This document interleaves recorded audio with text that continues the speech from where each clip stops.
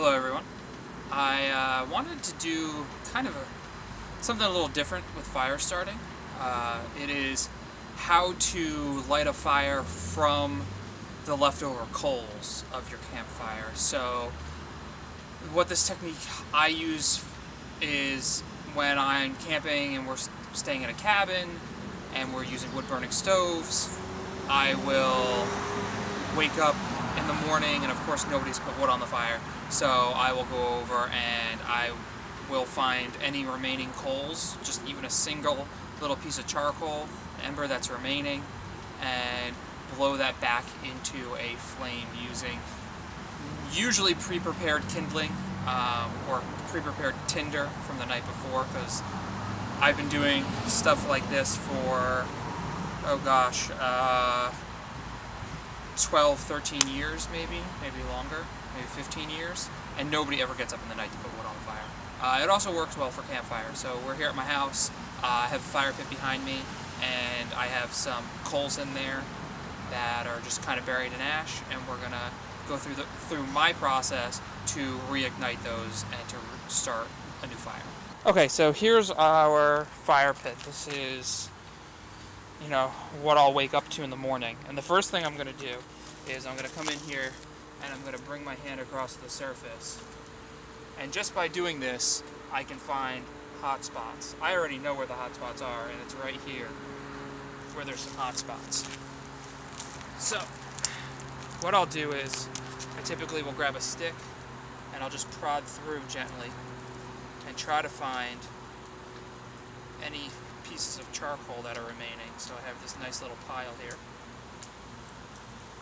And I'll do this first. If I don't have pre-prepared kindling, I'll do this first because, it might not be worth my time to prepare a ton of kindling if I already have hot coals.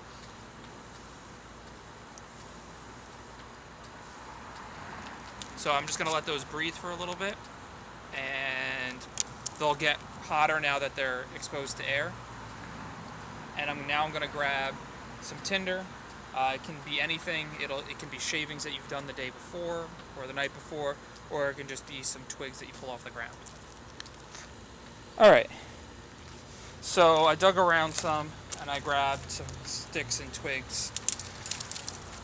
Just things that I had laying around the fire pit, things I had laying around the wood pile. Now, it's worth saying that good fire building practices still stand. Like, this isn't an excuse to not have proper tinder or poorly prepped tinder or soaking wet wood. So you still want to have everything in place. Like, if you don't have logs for your fire, then what's the point? So I have my little kindling bundle here, and you will be surprised the diameter material that you'll be able to start off of this and how quickly it smokes. Now, if I were to dig through here and find other little pieces of charcoal that were unlit, I'd gather those up into a pile, but I think everything in here is pretty much burnt out, except for that little area. But sometimes you can find little pieces that escape the blaze. Now, there's two things you can do here. I can immediately come in here and just blow this into flame, or I can allow it to just smolder for a little bit if I have to gather some more material. It's going to catch on its own, but it'll give me some more time. So if I had to gather, if I thought I needed more kindling, or I needed to break off a few pieces of wood to throw on this once it was lit, I have some time, and it'll catch a lot faster when I try to blow it into flame. So, for instance, if I had to come over here and just grab some sassafras that I have laying over here, say, oh man, I think I need some more stuff, I can just throw all of that on. Throw that on. And then I can come in here and I can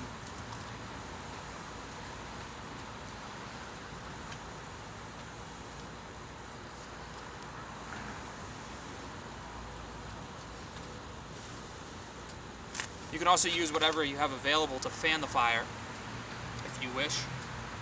Or if you have a bellows, like they have the little pocket bellows, which I love, which are awesome. I'll definitely use those in the winter when I'm cabin camping, just to really get everything going fast.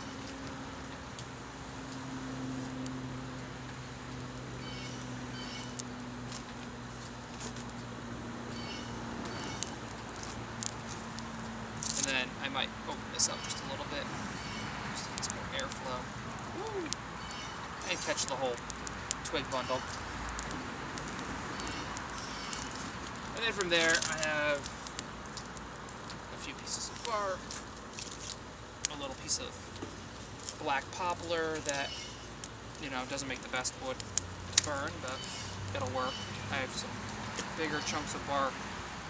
I can put them on the sides, a few more pieces. And then from there, I can start building my fire up. I can start throwing on larger material. I can continue throwing on twigs if it's just a twig fire. Now if it's just a twig fire, chances are you're not going to have embers left over in the morning. Usually this happens when, like I said, I'm in cabins and I have pretty substantial logs that we're throwing in there and we're burning.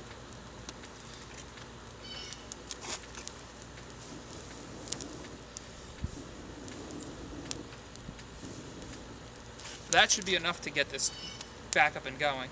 I had before in here,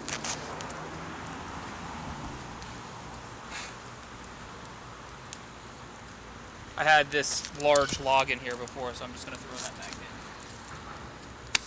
in. Alright. I want to thank you guys for watching, and if you like what you see here, trying to produce more videos for you guys, so please make sure to click like, share, and subscribe, and I'll see you next time.